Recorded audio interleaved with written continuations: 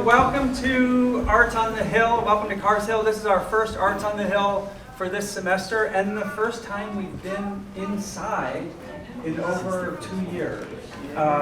So I want to thank Stacy Smith and Matt Weber for helping to organize the event, and to Jody Kilbasa, the Vice Provost for the Arts, for his support. And I want to thank all of you for coming out to see SPICMACAY, which has the distinction of being the group with the longest acronym on ground I checked. And SPICMACAY stands for the Society for the Promotion of Classical Indian Music and Culture Among Youth. Did I get that right? Well.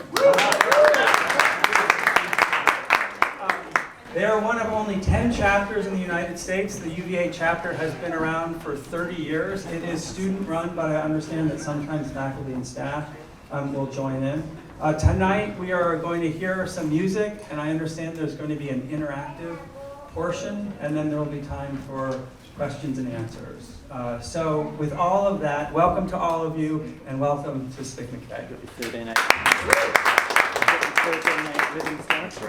Thank you, President Ryan. Thank you all for being here today.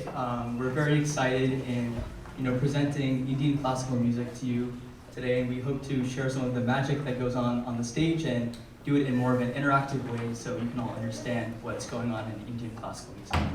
My name is Srikar Chittari, and I'm the co-president of SPICMACAY, which is an organization that promotes Indian classical art forms in the UVA and Charlottesville community. And SPICMACAY also presents concerts, workshops, and also lecture demonstrations, which draws the participation of students, community members, staff, faculty, and also leading musicians and artists from around the world. So before we begin, I would just like to make a few thank yous.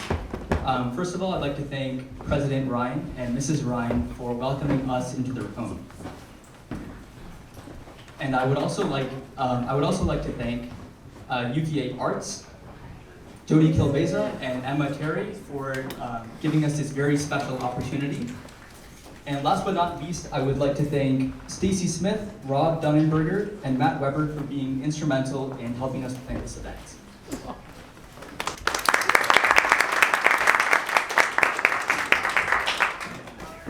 Today, we'll be showing you a little bit about Indian classical music, and specifically we'll be comparing and contrasting two Indian classical music styles, which are Carnatic and Hindustani.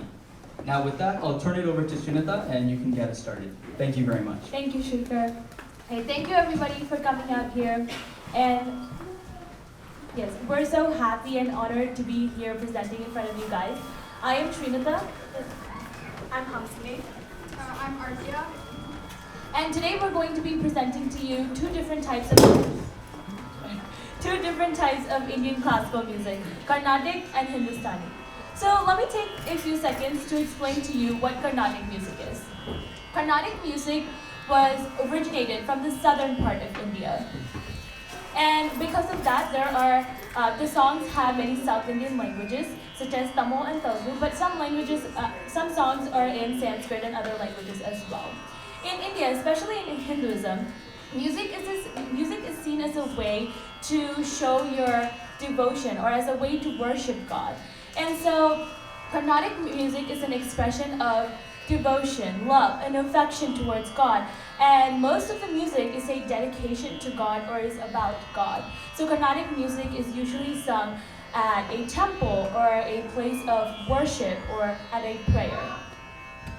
Hindustani music, which is the form of classical music predominantly performed in North India, diverged from Carnatic music around the 12th century with the Mughal reign in India. So it has a lot of Persian influences built into the music.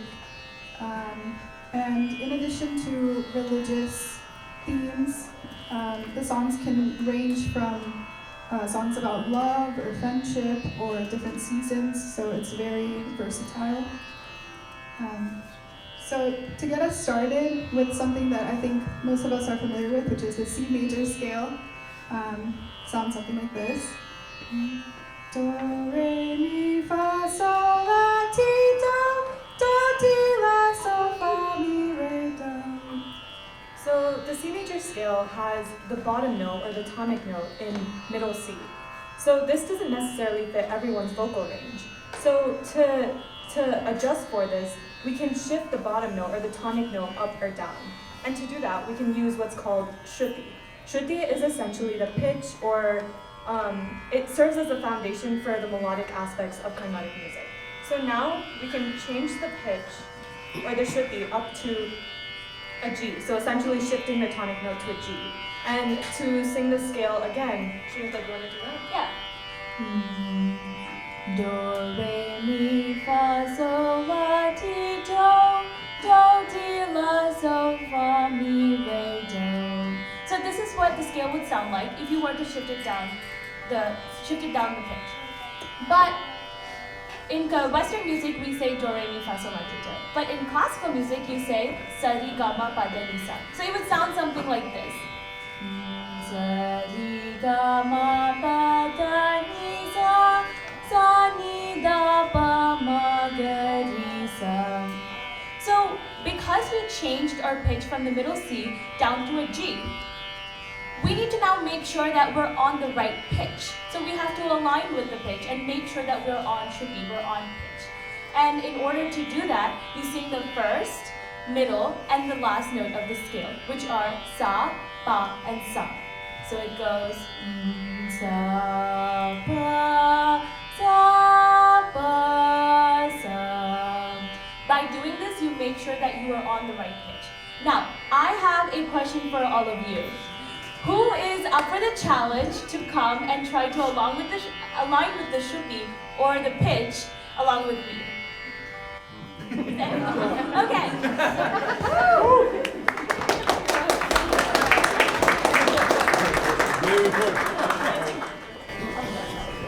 Do you want to sing after me or do you want to sing along with me?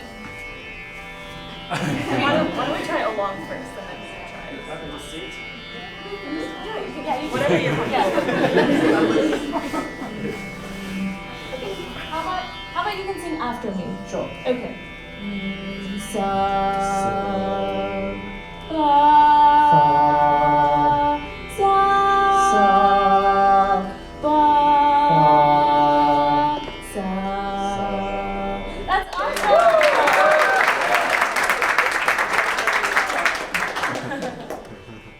All right, thank you for coming and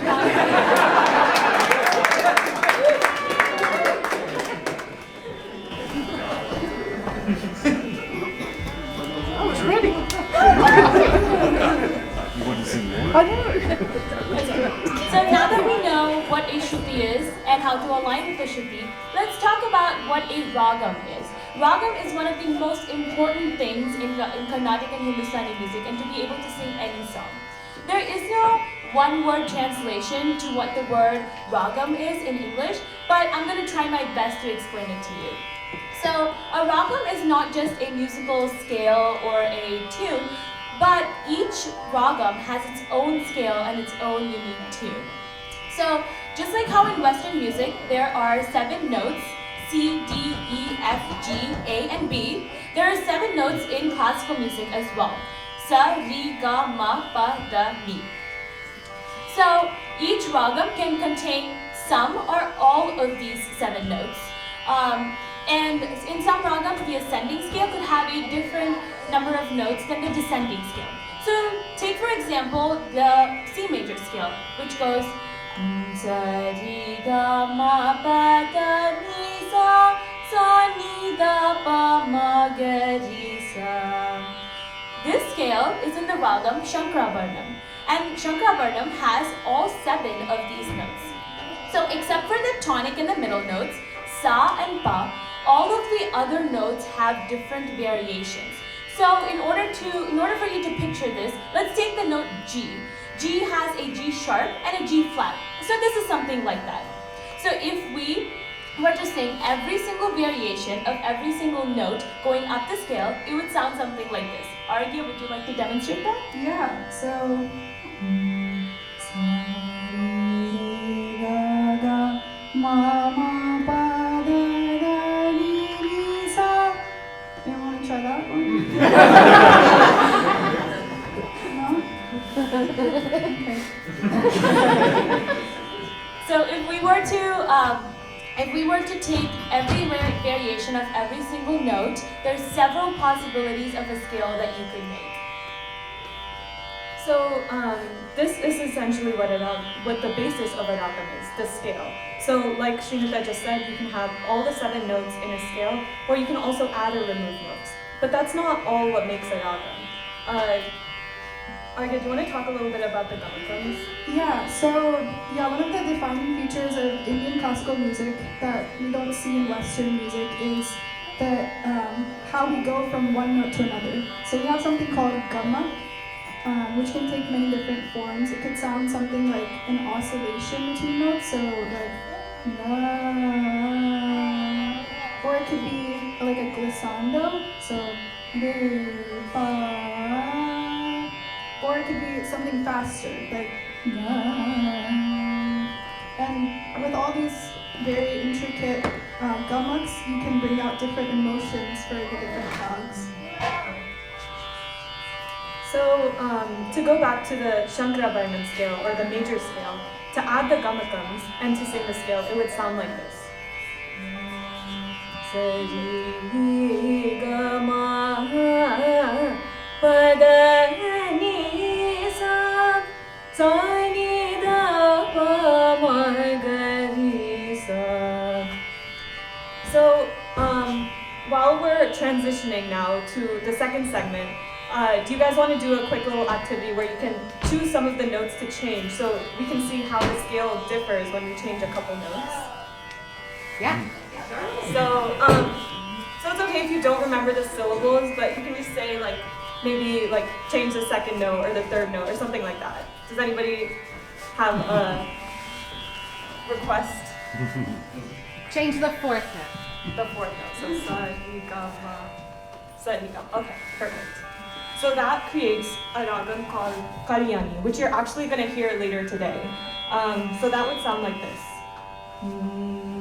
Sari ga ma pa da ni sa sa ni da pa ma ga ri sa.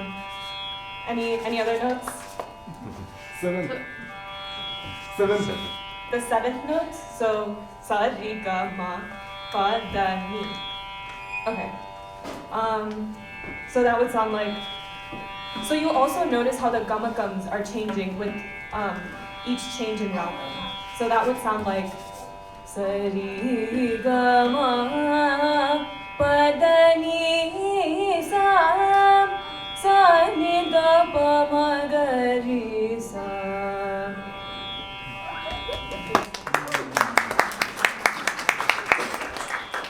So in a couple minutes, Hamsini will be singing a song, and Ritik will be accompanying her on the South Indian percussion instrument, which is known as the Mrdangam. So before we get into that, we'd just like to go over some of the basics of the Mrdangam. So just like some keystrokes, and also some rhythmic elements of Carnatic music.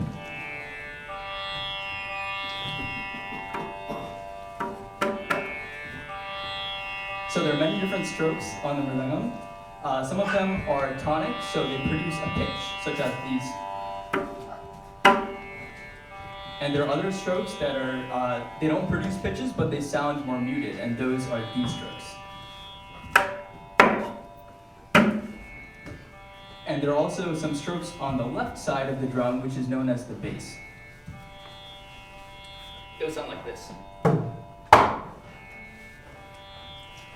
So together, we can play a combination of these strokes, producing sounds like these.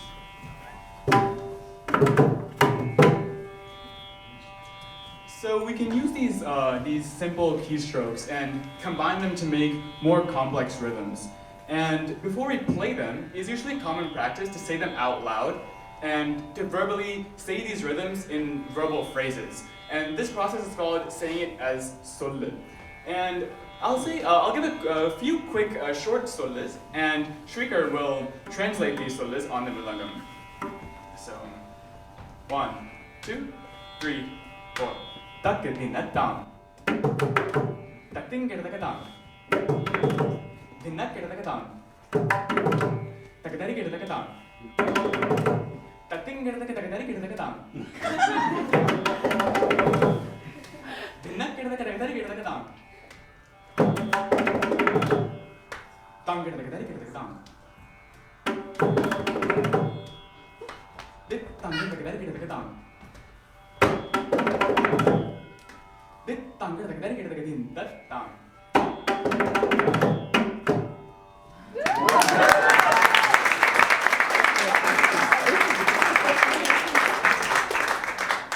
So before we go into the actual song, I just wanted to give you guys a little brief explanation about what you will be hearing. So one of the most common types of compositions in Carnatic music is called a kirtanam. A kirtanam has 3 sections: the pallavi, anupallavi, and charanam. The pallavi is sort of like a chorus of a song. It's like the main part, and you come back to it after singing the verses. And the second section is called the anupallavi, and it's typically a little shorter, and it's set in the higher range of the octave. And the third section is a little longer. It starts in the lower range, and then it comes back to almost mimic the tune of the second part. And obviously this is variable for every song. It's not necessarily the same, but this is the basic foundation, and the song that I will be singing does follow this. Yeah. So just before we get into that, the song will be in a meter that is called 8/4. Ritik, do you want to explain quickly what that is? So 8/4 is kind of it's kind of the meter that most of us are used to listening to in most Western forms of music, where each beat is subdivided into 4 extra beats. So it would sound something like 1 2 3 4 1 2 3 4 1 2 3 4 1 2 3 4 1 2 3 4 1 2 3 4 1 2 3 4 1 2 3 4 1. And to keep track of this tempo of this beat, we have this method of kind of internalizing our own pulse using our fingers and hand gestures. So this is called putting talam, and talam means time. So to put time, it would sound like this in 4/4, which is what we're going to be playing in. So I can demonstrate it once, and you guys can repeat it and try and follow along in the next cycle. So the first cycle goes like 1, 2, 3, 4, 5, 6, 7, 8. I'll do it slower. 1, 2, 3, 4, 5, 6, 7, 8. And this is going to be going on loop for the entire song, and that's how we're kind of our own personal conductors of our band, and that's how we keep track of the time and the pulse of the song. And with that, we can begin our first Carnatic song. Yeah. Also, so this song that I'll be singing is about the Hindu god Ganesha, and typically before we start anything, we pray to Ganesha because he's the remover of all obstacles in Hinduism. So, and also just to mention before we start, the Ragam, the scale, is a 5-note scale called Hamsadwani, and it sounds like this. Sari ga pa ni sa, sa ni pa ga ri sa. And the talam, which is the rhythmic aspect, is adi talam, which Ritvik just talked about. So while I'm singing the song, feel free to try to put talam along with us. You can look to me or Shikar for guidance. If you get lost, you can also just keep beat, whatever you guys are comfortable with. And also, sorry, I forgot to mention this. At the end, a major part of Carnatic music is improvisation. So there will be a small portion of improvisation with kalpana swaram, which just means, kalpana means creativity, so it's just creativity using the syllables or the swarams. And you'll get to hear that at the end of the song, so hopefully you catch on to that.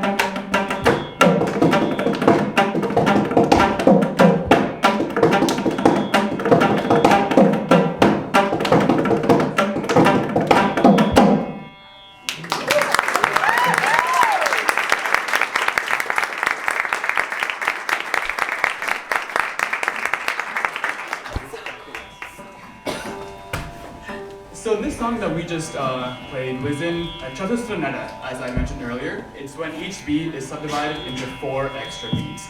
And now in Carnatic music, we can take this a step further, and where we can increase the number of subdivisions per beat. So we can increase it to 5, 6, 7, or even 9 subdivisions per beat.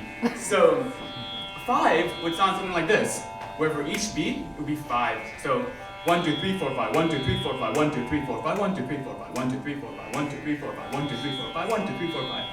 But that's kind of a mouthful to say out in just numbers, right? So we can convert this to sonde, where instead of saying the actual numbers, we can say it into more like verbal phrases to make it easier to say it out loud.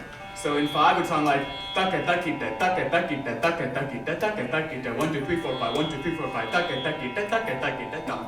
6 would sound like 1, 2, 3, 1, 2, 3, 1, 2, 3, 1, 2, 3, 1, 2, 3. That's kind of hard, right? So in solo it would be takita takita takita takita takita takita takita takita takita takita takita takita takita takita takita takita takita. And 7 and 9 also have kind of similar phrasings. So we can give like a quick sample of each of the 4 nadas, or each of the 4 meters.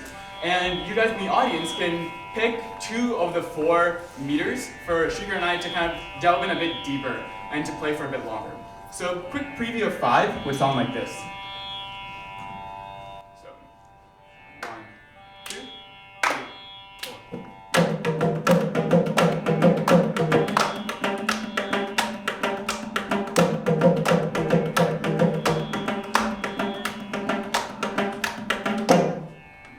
And 6 would sound like this. 1, 2.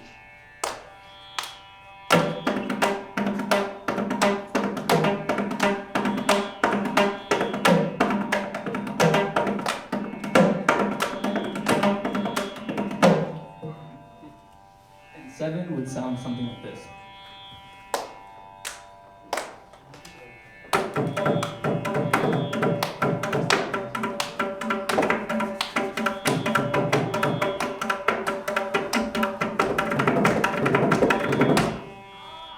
And 9 would sound something like this.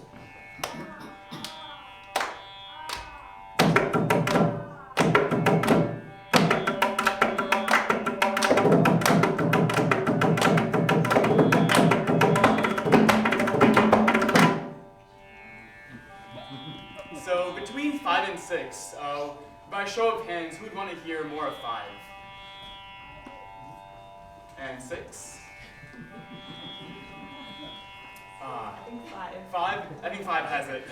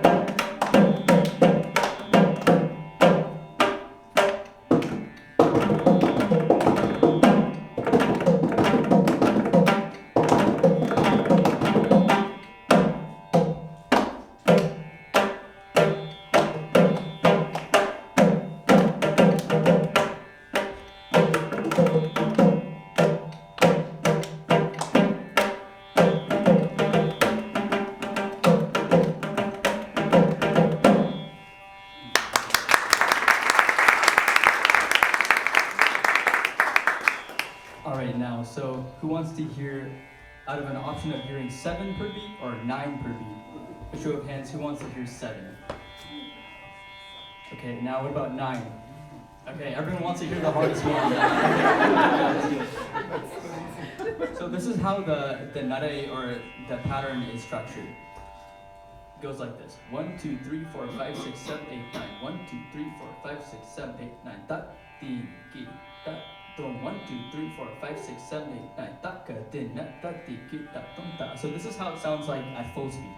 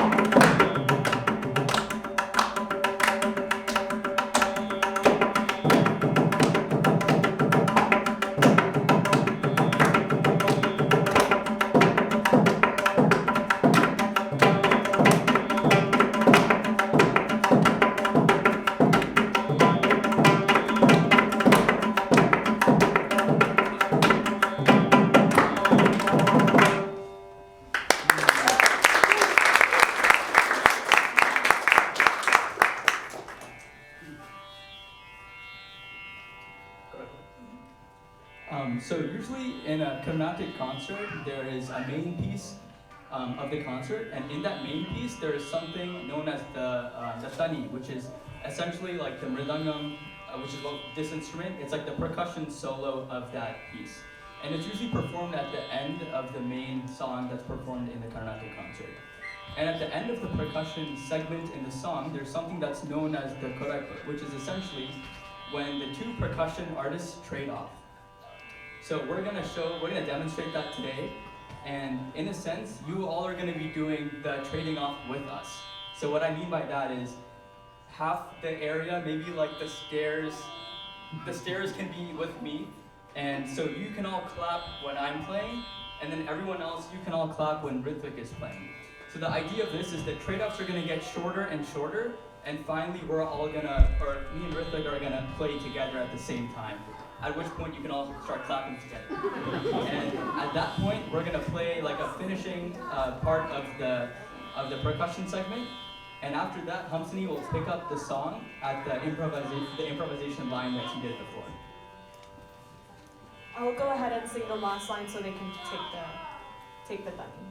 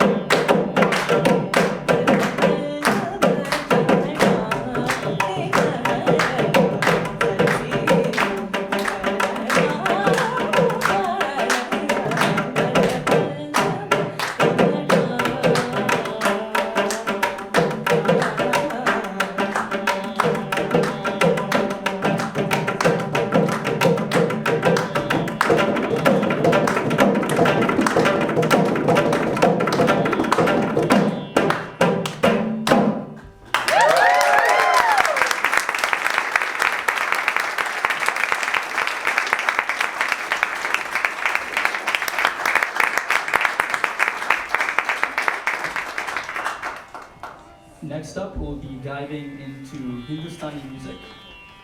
So we'll quickly get set up for that.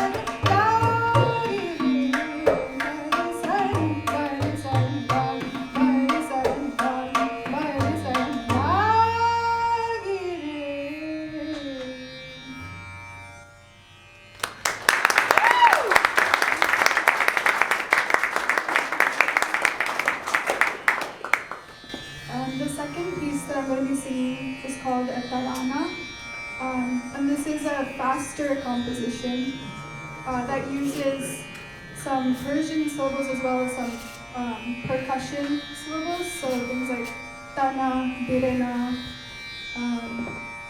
and this is set to a 16-beat band called pipa.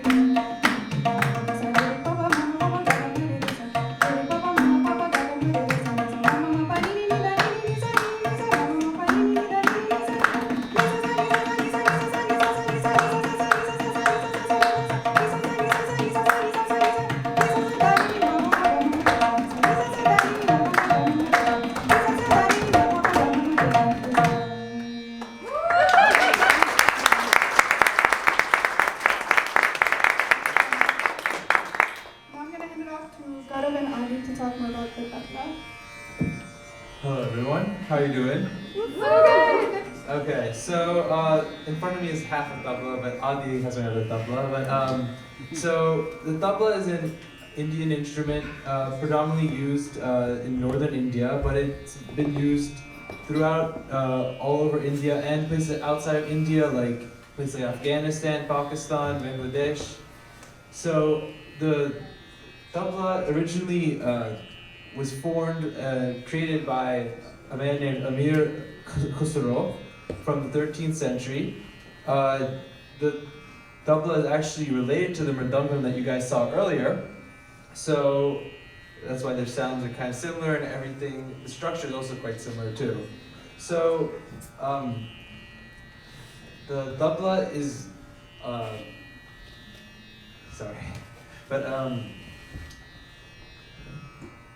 actually I'll pass it over to Adi to talk about the structure of how tabla is played.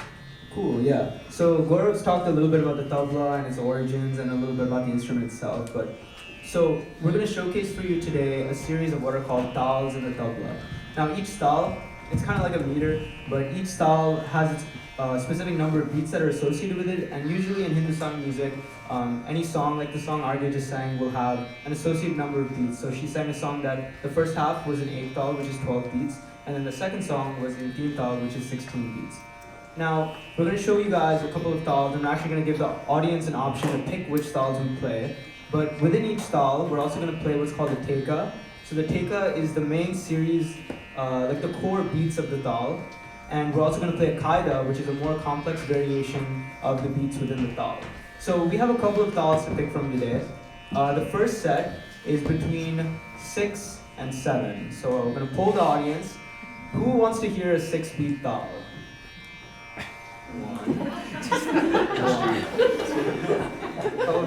Who wants to hear a 7-beat tal? Wow. So the 7-beat dal in the tabla is called rupa, and I'm gonna say the teka. So when you say the beats in a tabla composition, it's referred to as the bol, B-O-L. So for rupa, the teka goes din din na din na din na din din na din na din na. So I'm just gonna play it.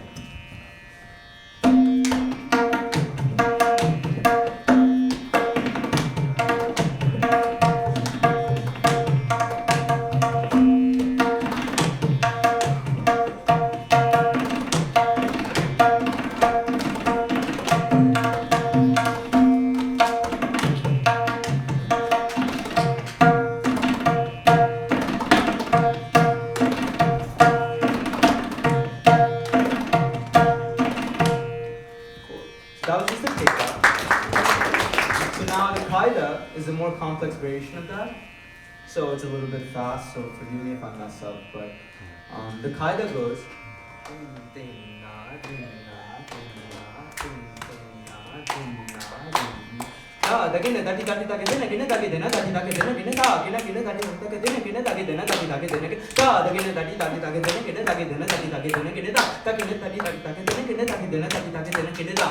Alright, cool. So now I'm gonna play it.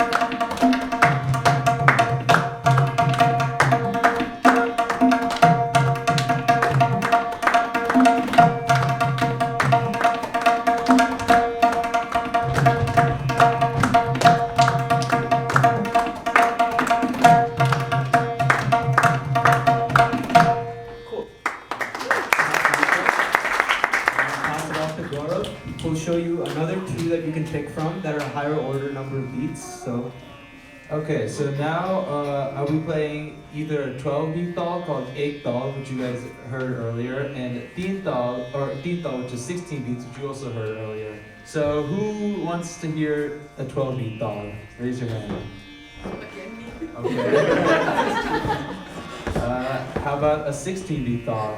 Yeah. You guys really make me practice it. Okay then, so the teka for Teen dal is da din din da din din da din din da din din da. So I'll play it right now.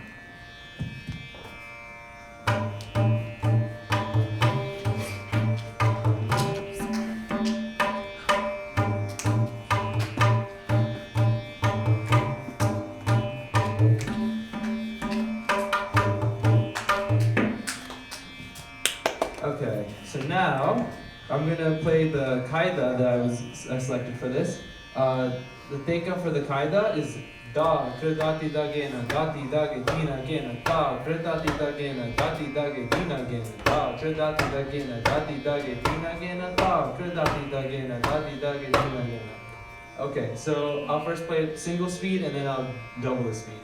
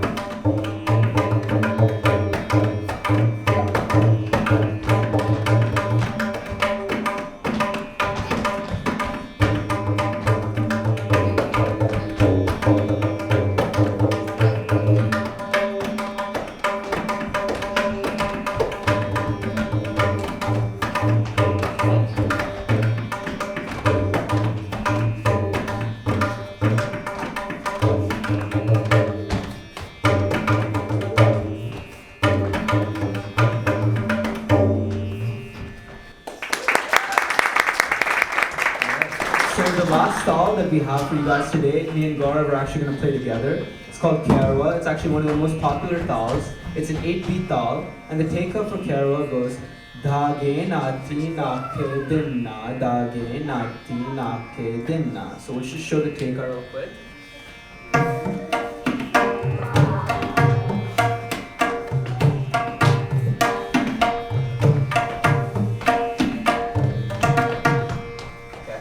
Now, what we're going to play for you right now is a series of variations that are associated with the tal Kerwa, and each of these variations actually pair with a different style that Kerwa is played throughout India. So Kerwa is played in ghazals, bhajans, which are different styles of songs. So we're going to play that for you right now.